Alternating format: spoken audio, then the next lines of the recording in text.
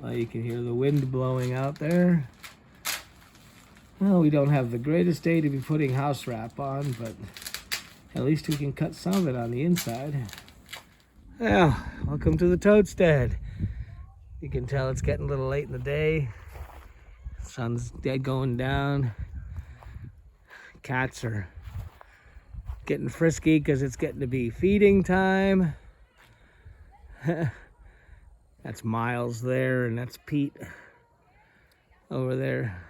Pete usually talks a lot. Let's see what he does. Hey, Pete. Nope, he's just gonna go inside.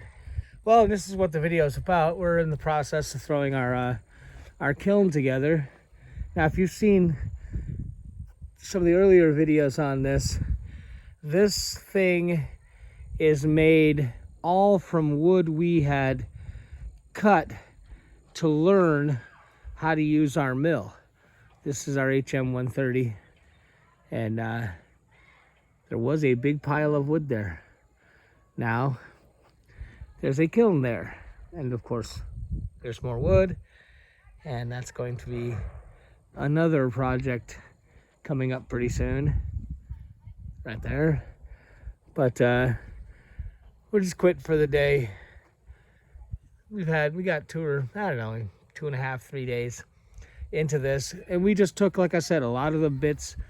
These are just things that we milled up to learn how to use the mill, and threw them together to make the kiln, because we just can't afford a lot. It's just quite that simple. In fact, the house wrap, we weren't even going to use house wrap, but a real close friend of mine had some repairs done on his home. I believe he got a fireplace replaced, and when they redid the siding, of course they had to buy a whole roll of house wrap, and well, he got really sick and tired of the majority of the roll left over laying in his garage.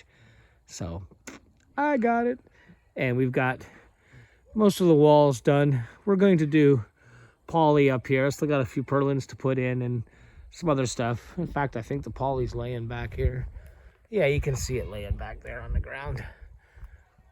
But we've been dodging the raindrops. Today was a pretty good day, so we got quite a bit of it. In fact, speaking of leftovers, a whole bunch of 2x and a few others thrown in there on the floor.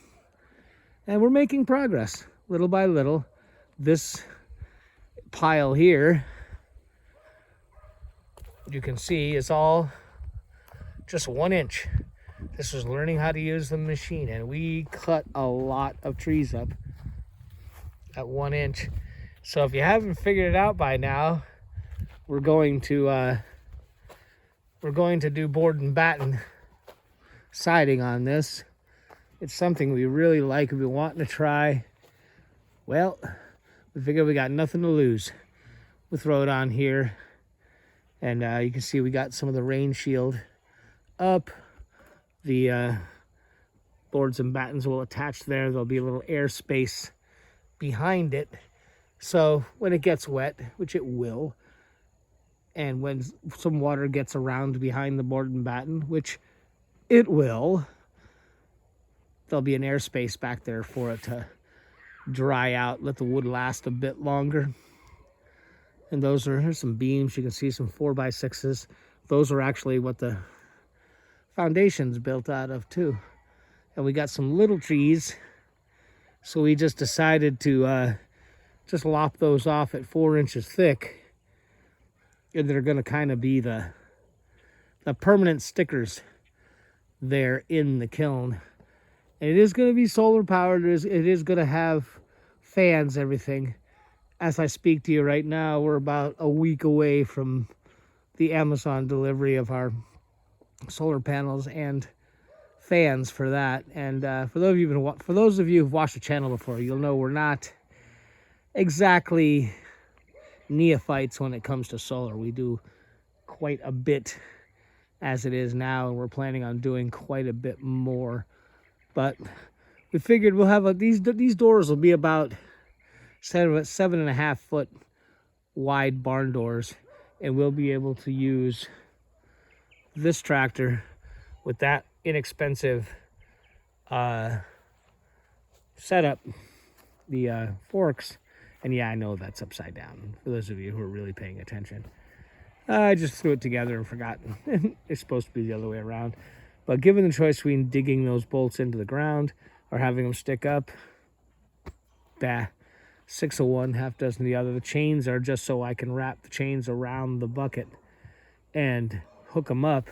But as it turned out, when I close this grapple, it closes right over that and holds it just fine. All we have to do is tighten these to keep them down. And I'm gonna do a video on this thing, but I forget where we got it from. It's something equivalent to Harbor Freight. They're not bad, but if you think you're tightening these by hand real easy, forget it. As you can see, well, we'll eventually replace those with just regular galvanized bolts and just use the battery operated impact wrench to put them on. And that's all it really needs. But with this, we'll be able to load and unload the kiln and hopefully be able to move large bits of wood. Like I got a client coming to pick all this up, and then you can see it around the corner down there. Pick all that up. So we got rain forecast here in the near future.